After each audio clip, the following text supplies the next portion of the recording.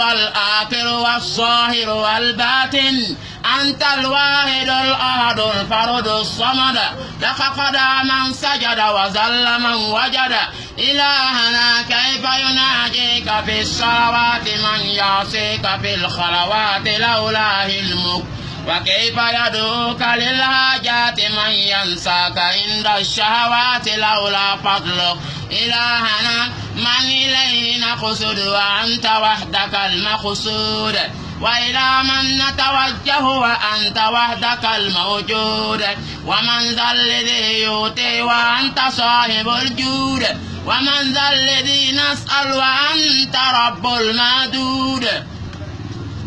اللهم قد جئناك بجمعنا المتوسلين وببابك لا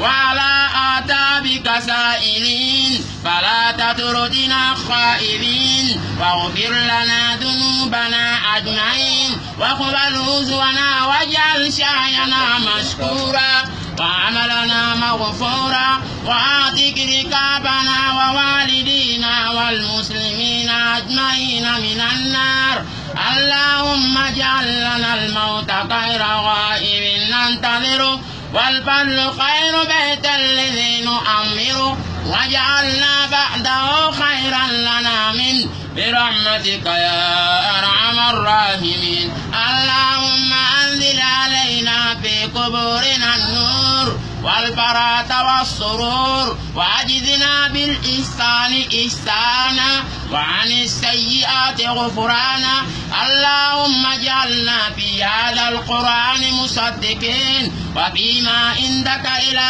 أنا راغبين ولرحمتك يا مولانا طالبين وعن السيئات هاذبين ومن المحرمات بعيدين ومن عقابك خائبين واشرنا مع النبيين والصديقين والشهداء والأبرار والصالحين ولقوسهم مسير مدينة مسوم مدينة الجنة مسور كاين توكي مسو أمومين سيد لا إله إلا الله والله نيجا وفقرنا والله no anguno atika ba wala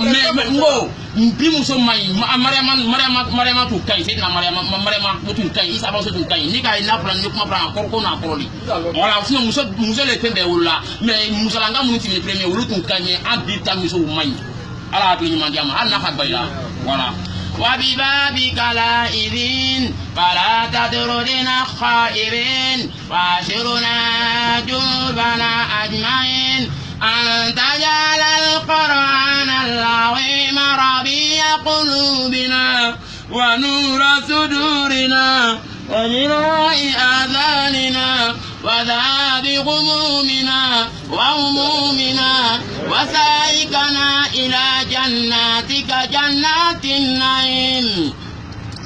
اللهم اجعل القرآن لقلوبنا ضياء والأذهابنا جلاء ولجلوبنا مميهصا وعن النار لنا مخلصا وبالقبر لنا مؤنسا وعلى الصراط مرشدا وإلى الجنة دليلا الله أباكم سيكوك أكاين مبناني بسم الله اللهم اجعلنا في هذا القرآن الذين هم عمرك وخاصتك يا رب العالمين واجعلنا ممن يهل حلالا ويحرم حراما ويعمل بمحكمه ويؤمن بمتشابهه ويتلوه حق تلاوته على الوجه الذي يرضيك عنا مع الغذين لا خوف عليهم ولا هم يحزنون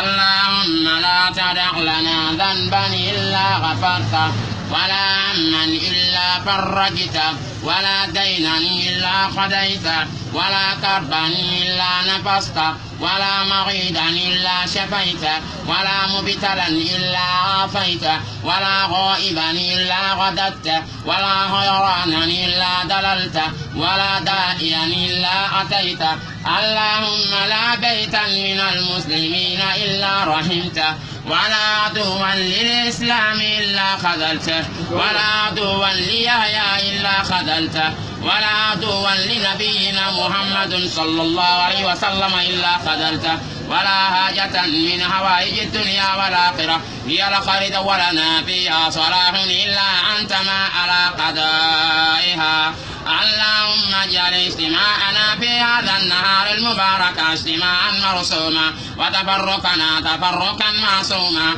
ولا تجعل فينا شقيا ولا محروما ولا تسلط علينا بذنوبنا من لا يخاف بك ولا يرحمنا. اللهم خذ أعداءنا وعبد أولادنا وعبد نساءنا وعبد كل مسلم في كل مكان برحمتك يا أرحم الراحمين. غفرانك غفرانك لا إله إلا أنت لا إله إلا الله ذو الملك والقوة والجبروت. سبحان ربك رب العزة عما يصفون والسلام على المرسلين والحمد لله رب العالمين. صدق الله العظيم.